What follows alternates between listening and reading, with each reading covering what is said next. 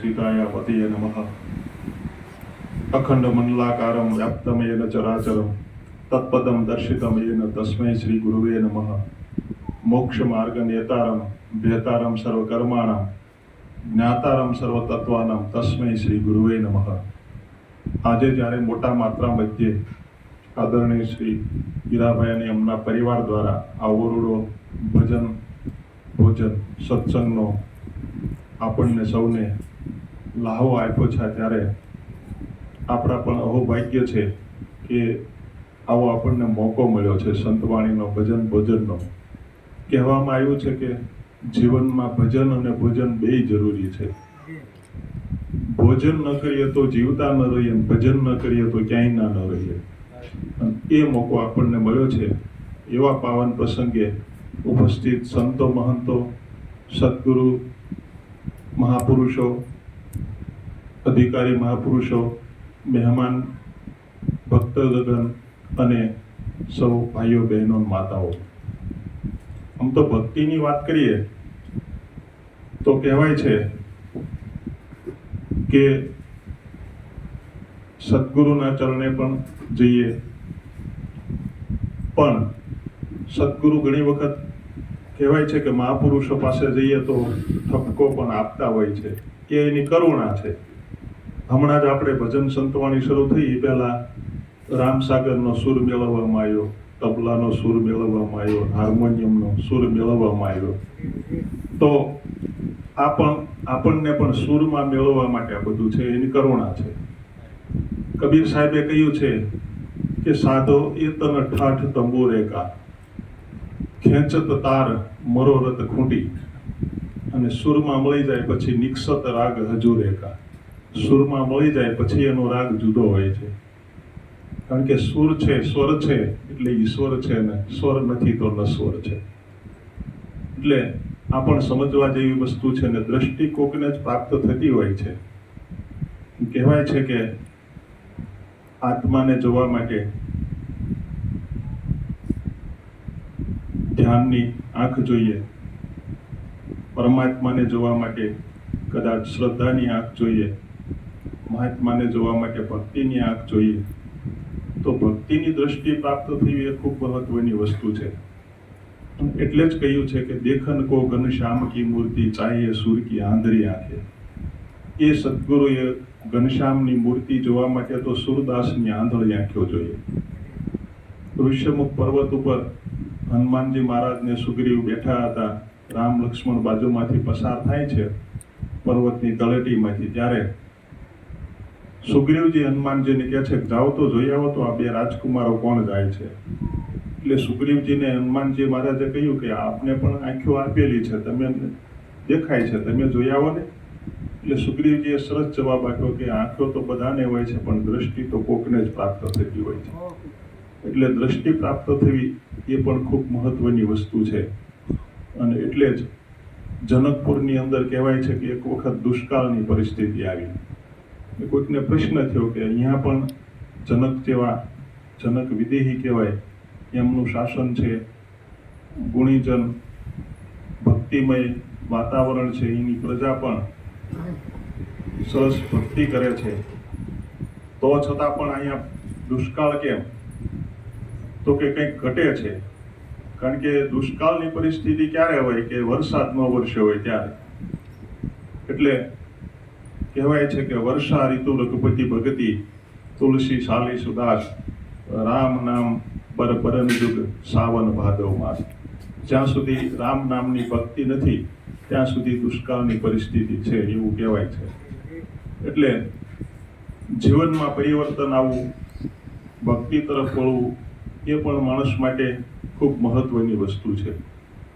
અને એટલે જ જ્યારે કહેવાય છે કે જટાયુએ જ્યારે રાવણ સાથે યુદ્ધ કર્યું સીતાજીને બચાવવા માટે, ત્યારે બે ઘડીક માટે રાવણ મૂર્છિત થઈ ગયો અને એની આંખો બંધ હતી। તો પછી કોઈકે પૂછ્યું કે રાવણ મૂર્છિત અવસ્થામાં હતો, એની આંખો બંધ હતી, તો તમે ત્યારે ચાંચ મારીને એની આંખો ફોડી કેમ ન નાખી? એટલે જટાયુજીએ સરસ જવાબ આપ્યો કે એમાં એવું છે કે હું છે ને ભારત દેશનો પક્ષી છું. ભારત ધર્મ પ્રધાન દેશ છે, ભારત સંસ્કૃતિ પ્રધાન દેશ છે, અને એટલે જ યુદ્ધમાં પણ ધર્મ છે. અને એટલે જ ગીતાજીમાં પણ કહ્યું છે કે ધર્મ ક્ષેત્રે કુરુક્ષેત્રે સમવેતા યુત્સવ મામકા પાંડવા ચૈવ કિમ કુર્વત સંજય. એટલે પીઠ પાછળ ઘા નથી થતો, મૂર્છિત અવસ્થા જેની હોય એના ઉપર પર વાર કરવામાં નથી આવતો. એ આ ધર્મનો સિદ્ધાંત છે, અને એટલે જ ધર્મ પ્રધાન આ દેશને કહેવામાં આવ્યો છે. પણ અહીંયા જ્યારે બીજી વાત કરીએ કે ધર્મમાં ભળવું, તો ધર્મની ઘણી બધી વ્યાખ્યાઓ છે કે ધારયતિ ઇતિ ધર્મ, જે ધારણ કરવું એનું નામ ધર્મ છે. બીજી પણ વ્યાખ્યા છે કે ધર્મ ન દૂસર સત્ય સમાના, સત્ય જેવો કોઈ બીજો ધર્મ નથી. પણ આપણે જે લક્ષ્ય પકડવાનું છે એ આ મનુષ્ય દેહ થકી જ થઈ શકે છે. આમ તો કહેવાય છે કે સ્થિતિ જળ પાવક ગગન સમીરા, આ પંચ તત્વોનું જે શરીર છે એ આપણું શરીર છે. પણ હું શરીર છું કે આ મારું શરીર છે એવું આપણને લાગે છે, પણ હકીકતમાં આ પાંચ તત્વોનું શરીર છે એ આપણે ધારણ કરેલું છે. જેમ કાંડા ઉપર ઘડિયાળ ધારણ કરીએ એમ આત્માએ આ શરીરને ધારણ કરેલું છે. પણ હું શરીર છું કે આ શરીર મારું છે એવું લાગે છે. કેમ? તો કે મન, બુદ્ધિ અને અહંકાર, આ ત્રણ વસ્તુને ભળવાથી આ શરીર હું છું કે આ શરીર મારું છે એવું લાગે છે. અને એ કહેવાય છે કે નીકળી જાય તો પછી જીવતા જ મુક્તિ છે એમ કે છે મહાત્માઓ. એટલે આપણા હાથની અંદર પોર્ટફોલિયો હોય, થેલી હોય, અને એમાં કિંમતી સામાન હોય ભરેલો હોય, ને આપણે ક્યાંક બહાર ગામ જઈએ અને ભૂલથી એ થેલી ક્યાંક પડી જાય તો એ બધું વયું જાય ને આપણે રહીએ. એમ આ નીકળી જાય તો આપણે રહીએ. કારણ કે જીવનમાં યશણાઓ તો ઘણી બધી છે.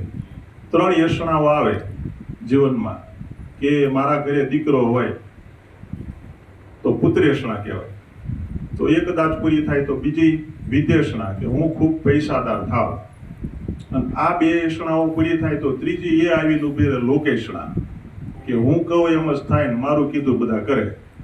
જીવનમાંથી કહેવાય છે કે આ 3 યશણાઓ નીકળી જાય તો પછી કાંઈ છે નહીં. એટલે આ પણ ખૂબ જરૂરી છે. એટલે કહેવાયું છે કે આ મન, બુદ્ધિ અને અહંકાર નીકળવો એ ખૂબ અઘરું છે. એક પ્રસંગ છે કે મસ્ત રામ મુર્દા से बोले हमको कुछ बतलाओगे, मुर्दा में से एक मुर्दा बोला मर जाओगे सुख पाओगे. એ કહેવાય છે કે મરી જાવ તો સુખ મળશે, પણ કયું મરવું? તો તુલસીદાસજી મહારાજ કહે છે કે જમનાજી પાર કરી ગયા, તો શેના આધારે? તો કે મળદા ઉપર બેસી. તો એનો સિદ્ધાંત એ છે કે મરેલો તરે છે અને જીવતો ડૂબી જાય છે, અને મળદાનો સહારો લેવાથી કહેવાય છે કે જીવતા પણ તરી જાય છે. એટલે કે જે અહંકાર શૂન્ય થઈ ગયા છે મહાત્માઓ, એનો જો સહારો લેવામાં આવે તો આપણે પણ તરી જઈએ છીએ. એટલે એ માટે મન, બુદ્ધિ, અહંકાર એ ધીમે ધીમે નીકળી જાય. કહેવાય છે કે કોઈક મહાત્માએ પૂછ્યું કે આત્મ સાક્ષાત્કાર થયો હોય તો એનું લક્ષણ શું? તો કે એને મન ન હોય. કારણ કે મન છે એ વિચાર પેદા કરવાનું કારખાનું છે, અને એમાંથી વિચારો પેદા થાય તો વિચાર વગરના થવાનું છે. અને એટલા માટે જ ઘણા બધાએ પ્રયત્નો કર્યા છે. કોઈએ સમરણનું લીધું છે, કોઈએ નામનું નિશાન લીધું છે, કોઈએ ધ્યાનનું નિશાન લીધું છે, પણ આ કરવા જેવું ખરું. ઘણા સંપ્રદાયોમાં એવું કહેવાય છે કે આમાં તો સમરણ જ નથી, પણ સમરણનું વિરુદ્ધાર્થી શબ્દ આપણે ગોતીએ તો એનો વિરુદ્ધાર્થી છે વિસમરણ. વિસમરણ એટલે ભૂલાઈ ગયેલું. એટલે કે ભૂલાઈ ગયું હોય તો એનું સમરણ કરવાની જરૂર છે, પણ ભૂલાણું જ નથી. વાડીએ જઈએ ને એટલા છેટે કોઈ કામ કરતું હોય તો એને બોલાવવા માટે આંકલો કરવો પડે, પણ પછી આપણી પાસે ઊભો રહ્યો હોય બાજુમાં તો પછી આંકલા કરવાની જરૂર ના રહે. એટલે એ સિદ્ધાંત પ્રમાણે એ પણ સાચા છે. બીજા ઘણા બધા સંપ્રદાયોમાં એવું પણ કહ્યું છે કે સમરણ પણ જરૂરી છે, અને છે. કદાચ મનને સ્થિર કરવા માટેના બધા સાધનો છે. કારણ કે મન સ્થિર થવું બહુ અઘરું છે. કબીર એ મન મલિનીએ ધોયે ન છૂટે રંગ, કે છૂટે હરિ નામ સેન કે સંતન કે સંગ. એટલે મન સ્થિર કરવું એ માટે ઘણા મહાપુરુષોએ શ્વાસોશ્વાસની પ્રક્રિયા ઉપર ધ્યાન આપ્યું. એને સમરણ બનાવી દીધું. ગંગા સતીએ પણ કહ્યું છે ને કે 21,600 ને કાળ ખાશે, પણ એને સમરણમાં જોઈન્ટ કરી દીધું. કારણ કે શ્વાસે શ્વાસે સમરણ કરો, જપો અજંપા જાપ, પરમ તત્વ છે ધ્યાન ધરો તો સોહમ આપોઆપ. કારણ કે એ મનને સ્થિર કરવા માટેની પ્રક્રિયા છે. સુરતાધારી સંત કોઈ ઉલટ લગાવે ધ્યાન, મન પવનને સ્થિર કરી ભૂલે દેહનું ભાન. એટલે મન પવન એટલે કે જે શ્વાસોશ્વાસની પ્રક્રિયા છે ત્યાં મનને સ્થિર કરી, અને કારણ કે મન નીકળી જાય તો પછી દેહનું ભાન રહેતું નથી. કુદરતને આધીન તાજું જન્મેલું બાળક છે, એને કોઈ વિચાર ન હોય, કોઈ મન ન હોય, કુદરતને આધીન હોય, એવી જ પરિસ્થિતિ કદાચ થઈ જતી હોય. હમણાં જ વાત કરી કે તો આ બધું નીકળી જાય તો પછી એની જીવતા જ મુક્તિ છે. તો પછી કે તો પછી એનું વર્ણન થઈ શકે? તો કે ના, વર્ણન ન થઈ શકે. કેમ? તો કે જાગતો માણસ છે ને એ જાગતાની ભાષા સમજી શકે, સૂતેલો છે એ સૂતેલાની ભાષા સમજી શકે. કોઈ સૂઈ ગયો હોય ને શોકનું આવ્યું હોય, એની પાછળ કોઈ પડ્યા હોય, મારો મારો કરતા હોય ને એ પોતે બચાવો બચાવો નામની રાયડો નાખતો હોય, તો આપણને એ ભાષા ન સમજાય, અને આપણને તો એના નસકોરા સંભળાય. આ એના જેવું છે. એટલે આપણે કોઈકના ઘરે મહેમાન ગયા હોઈએ, પછી એને આપણે કહીએ કે તમને ઊંઘ આવી જાય ને એટલે તમે મને કહેજો કે હવે મને ઊંઘ આવી ગઈ, તમ તાર હવે તમે જાઓ, એ તમે ન કહી શકો. આ એવું છે. એટલે કહેવાય છે કે સમજણ આવે એટલે આપણો હું છે ને બહાર છે એ ભીતર વયો જાય. કારણ કે હું આત્મા છું એવું ન સમજાય, પણ આપણો હું બદલાઈ જાય. કારણ કે આત્મા તો નામ પાડ્યું છે. લીમડાને ખબર ન હોય કે હું લીમડો છું, પીપળાને ખબર ન હોય કે મારું નામ પીપળો છે, પણ એ હું બદલવાની વાત છે, અને આ એની પ્રક્રિયા છે. એટલે એ બદલવું ખૂબ જરૂરી છે. અને બડે ભાગ માનુષ તન પાવા, સુદુર્લભ સગ્રંથન ગાવા. વિશેષ ભાગ્ય હોય ત્યારે આવો રૂડો માનવનો દેહ મળે છે. હમણાં જ કીધું ને, કાયા છે કુંભ કાચો. એટલે મહાત્માએ કીધું છે કે આ મનુષ્ય દેહ છે ને ભગવાન બનવા માટેનું કાચું મટીરિયલ છે. નર જો અપની કરણી કરે તો નરકા નારાયણ હોય. એટલે આ માનવ દેહ દેવોને પણ દુર્લભ છે. બડે ભાગ માનુષ તન પાવા, સુદુર્લભ સગ્રંથન ગાવા. ત્યારે પ્રશ્ન થાય કે દેવોને વળી કેમ દુર્લભ છે, વળી પાછો આ માનવ દેહ એમને કેમ મેળવવો હશે, પાછા આવીને પાછું વધારે ઊંચી ડિગ્રી મેળવવી હશે? તો પણ એવું નથી. કારણ કે કોઈ પણ પદ છે, કોઈ પણ ગતિ છે, કાયમી નથી. એનો અંત આવે ને આવે છે. મનુષ્ય ગતિ છે તો જન્મે એનું મૃત્યુ નક્કી છે, જાતશે ધ્રુવ મૃત્યુ. તો દેવ ગતિ છે એની પણ મુદત હોય. અમુક ટાઈમે પાછું એ મુદત પૂરી થાય, વળી પાછળ ક્યાં જવું પડે? કારણ કે આપણે જોઈએ કે કોઈ જેલમાં હોય અને 5 દિવસની પેરોલ મળે, એટલે 5 દિવસ માટે ઘરે આવે તો 3 દિવસ આનંદમાં પસાર થાય. ચોથા 5મા દિવસે ટેન્શનમાં આવી જાય કે વળી આ મકાન છોડી, ઘર છોડીને જેલમાં જવાનું, આ રોટલા છોડીને જેલના રોટલા ખાવાના. એમ દેવગતિમાં પણ ચિંતા છે કે આ ગતિ પૂરી થશે એટલે વળી પાછું ક્યાં જવું પડશે. એના કરતા મનુષ્ય દેહ પ્રાપ્ત થાય તો પરમ તત્વની પ્રાપ્તિ કરી લઈએ. કારણ કે કદાચ સુખ ભોગવવા માટે સ્વર્ગલોક હશે, દુઃખ ભોગવવા માટે નર્કલોક હશે, પણ સુખ અને દુઃખથી પર થઈ અને પરમ તત્વની પ્રાપ્તિ માટે આ માનવ દેહ મળ્યો છે. અને એ મનને સ્થિર કર્યા વગર પ્રાપ્ત થતો નથી. એક પ્રસંગ યાદ આવે છે કે ભગવાન બુદ્ધ જંગલમાંથી પસાર થતા હતા, અને એક અંગુલીમાલ નામનો એક વ્યક્તિ હતો. એને ગુંડા લોકોએ હેરાન કરેલો, એટલે પછી એને એવો નિયમ લીધો કે 1000 વ્યક્તિઓનો વધ કરી અને એની આંગળીઓનો હાર હું પહેરીશ. 999 વ્યક્તિઓનો વધ કર્યો, આંગળીઓ ગળામાં ટીંગાડી, એક વ્યક્તિ બાકી. ને જંગલમાંથી જ્યારે પસાર થાય છે ને ભગવાન બુદ્ધ ત્યાંથી નીકળે છે, ત્યારે અંગુલીમાલે કહ્યું કે એ ભાઈ ઊભો રે. એટલે ભગવાન બુદ્ધે હાલતા હાલતા જવાબ આપ્યો કે ભાઈ હું તો ઊભો જ છું. પહેલાને નવાઈ લાગી અંગુલીમાલને કે આવું કેમ બોલો છો? એટલે બીજા તો ખોટું બોલે, શ્રમણ તમે પણ ખોટું બોલો? કે હું ખોટું નથી બોલતો. તો કે કેમ તમે હાલતા હાલતા જવાબ આપો છો કે હું તો ઊભો જ છું? ત્યારે ભગવાન બુદ્ધે સરસ જવાબ આપ્યો કે અંગુલીમાલ, અમારી ભાષામાં જેનું મન સ્થિર થઈ ગયું છે ને એ ઊભો છે, ને જેનું મન હાલતું છે એ હાલતો છે. એટલે મનને સ્થિર કરવા માટેનો પ્રયત્ન કરવો એ ખૂબ જરૂરી છે. કારણ કે બહુ કઠિન મુશ્કેલ માર્ગ નથી, પણ એને સમજવું. અમંત્રોક્ષરમ નાસ્તિ નાસ્તિ મૂલમ મનૌષધમ અયોગ્ય પુરુષો નાસ્તિ યોજક સતત્ર દુર્લભ. કોઈ પણ માણસ નકામો નથી, પણ એને સારે રસ્તે વાળવો મળવો મુશ્કેલ છે. અને એટલા માટે જ આ માનવ દેહ મળ્યો છે, ત્યારે એ ધર્મ સમજવો એ પણ ખૂબ સહેલો છે, પણ એની માટે થઈને આપણે પાત્રતા નિભાવી, પાત્ર બનવું એ પણ સામે એટલું જ જરૂરી છે. કારણ કે જ્યાં સુધી ધર્મના અંગો સમજાય ત્યાં સુધી વાદ વિવાદ રહેતો હોય છે, પણ જ્યાં સુધી કહેવાય છે કે એક અજ્ઞાની હોય તો એના 1000 મત હોય, પણ 1000 જ્ઞાનીનો એક જ મત થવો જોઈએ. તો એક મત થાય તો બરાબર છે. એક પ્રસંગ યાદ આવે છે કે એક સુરદાસનું ગામ હતું, ત્યાં બધા સુરદાસો જ હતા, સમજવા માટે છે. તો એમાં એક હાથી લઈ અને મહાવત આવે છે, ચોકમાં ઊભો રાખે છે, ટોકરીઓનો અવાજ આવે છે, એટલે બધા લોકોને એમ થાય છે કે આ અવાજ શેનો છે. એટલે કહે છે કે તમારા ગામના ચોરા પાસે હાથી આવ્યો છે, તમારે એનું દર્શન તો તમે નથી કરી શકવાના, પણ અનુભવ લેવો હોય તો ત્યાં જાઓ. બધા જાય છે. ગામની અંદર સંપ સારો હતો, વારાફરતી બધાય હાથીને અડે છે, અને પછી હાથી લઈ અને મહાવત બીજા ગામ જતા રહે છે, અને પાછળથી ઝઘડો શરૂ થાય છે. નહીતર તો સંપેલું ગામ હતું, પણ આ હાથીનો અનુભવ મેળવ્યા પછી ઝઘડો શરૂ થયો. 2-4 જણા એવું કીધું કે હાથી તો કોઠી જેવો છે, તો બીજા 2-4 જણા પાછા બોલ્યા કે ના ના, હાથી તો હાંભેલા જેવો હતો. તો વળી 2-4 જણા કે ના ના, તમે હાવ ખોટા, હાથી તો હુપડા જેવો હતો. ની પાછળનું કારણ શું કે આખો હાથી અનુભવમાં એમને આવ્યો નહોતો, એના અંગો અનુભવમાં આવ્યા.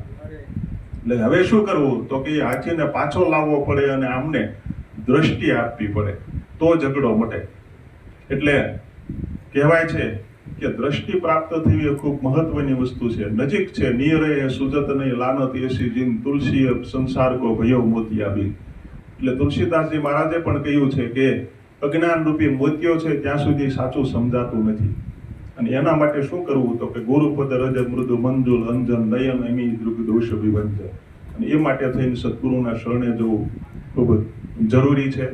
અને એટલે જ હમણાં પહેલા ભજનમાં પણ કહ્યું કે તન મન ને ધન અર્પણ કરી દેવાની વાત કરી.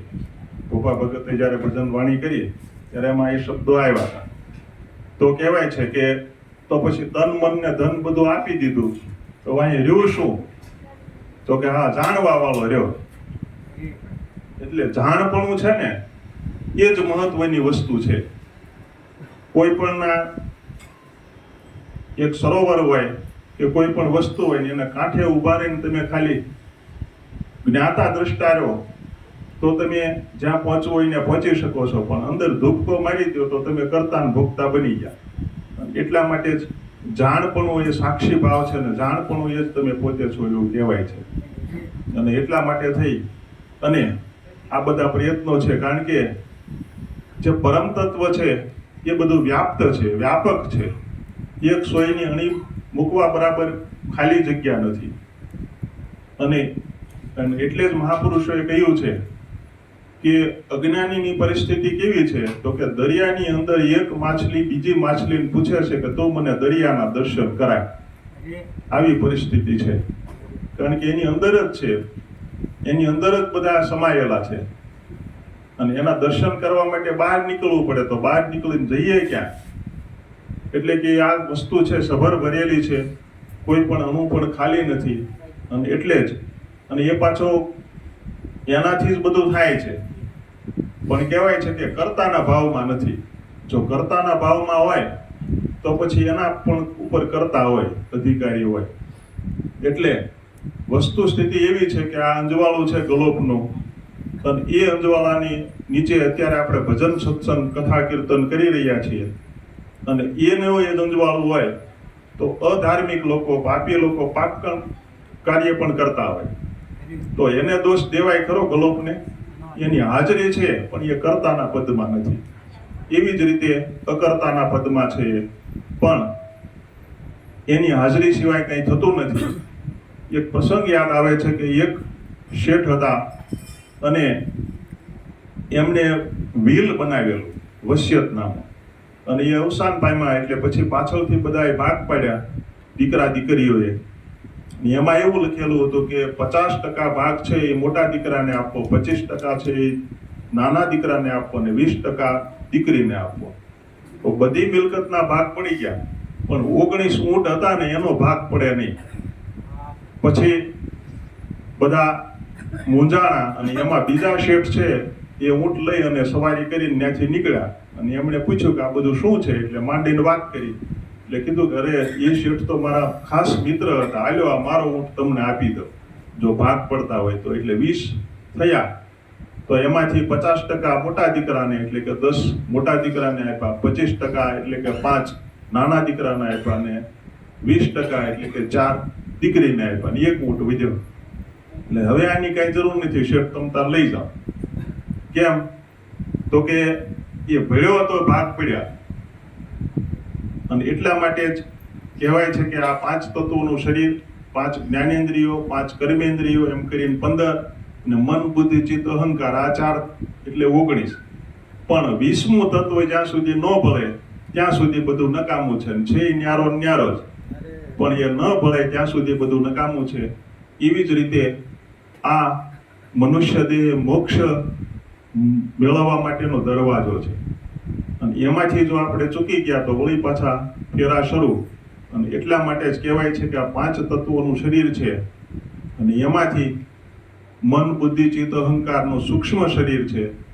પણ આ દેહ હયાતીમાં જો આપણે સૂક્ષ્મ શરીર ઓલવી નાખીએ, સૂક્ષ્મ શરીરનો નાશ કરી નાખીએ કે મન અમન બની જાય તો પછી ફેરા નથી. નહીતર કહેવાય છે કે આ મનુષ્ય શરીરમાંથી 5 તત્વોનો શરીર છે એમાંથી જ્યારે મૃત્યુ થાય છે ત્યારે અંતકરણ રૂપી સૂક્ષ્મ શરીર બહાર પડે છે. એટલે કે એની હયાતી છે તો કહેવાય છે કે ફેરા ચાલુ છે.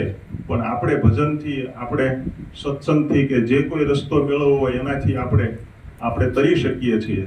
એટલે એ ન ભૂલાવવું જોઈએ કે આ માનવ દેહ છે એ ગમે એટલી માલ મિલકત તમે પાછી આપશો છતાં પણ એ વહી ગયેલી પળ પાછી આવવાની નથી. અને એટલે જ ભજન કરી લેવું ખૂબ જરૂરી છે. સારો રસ્તો મેળવવો એ પણ ખૂબ જરૂરી છે. કારણ કે આમાં નિયમો બંધનો પણ હોય છે. માણસ માટે નિયમો બંધનો સારા માટે છે. ઘણા કે આમાં તો બધે પ્રતિજ્ઞાઓ હોય કે નિયમો હોય, પણ એ બધું સારા માટે હોય છે. ચોકડો આપણે ઘોડાને ચડાવીએ, બીજા જનાવરને ચડાવીએ ખરા? વાડ આપણે વાડીને કરીએ, ઉકરડાને કહીએ વાડી કરી. એટલે બંધનથી આપણે છટા ભાગીએ છીએ, પણ બંધન છે એ આપણા સારા માટે છે. એટલે નિયમો બંધનો તો હોવા જોઈએ અને એનાથી જ આપણે માણસ તરીકે ઓળખાઈએ. કારણ કે પશુ પક્ષી છે એ તો છે જ તે, એમાં એ પશુ છે એ પશુ જ રહેવાના. પણ માણસને માણસ તરીકે લાયકાત મેળવવા માટે માણસ બનવું પડે છે અને એ નીતિ નિયમોથી માણસ બનાય છે. અને એટલે જ વધારે કાંઈ ન કહેતા હજી આપણે ભજન સત્સંગ સાંભળવાનો છે. કારણ કે ધર્મ છે એ પીવાની વસ્તુ છે, ચોપડવાની વસ્તુ નથી. અને એટલા માટે દૂધ પાકનું રંગાડું હોય ને એમાં આપણે પંગોઠી વાળીને બેસી જઈએ તો એનાથી કાંઈ ફાયદો થાય નહીં. પણ 1-2 ચમચી જો અંદર ઉતરે તો ઘણો બધો ફાયદો થાય. એમાં ભજન સત્સંગ જીવનમાં ઉતરે એ પણ ખૂબ જરૂરી છે. અસ્તુ. જય સિયારામ, જય ગુરુદેવ.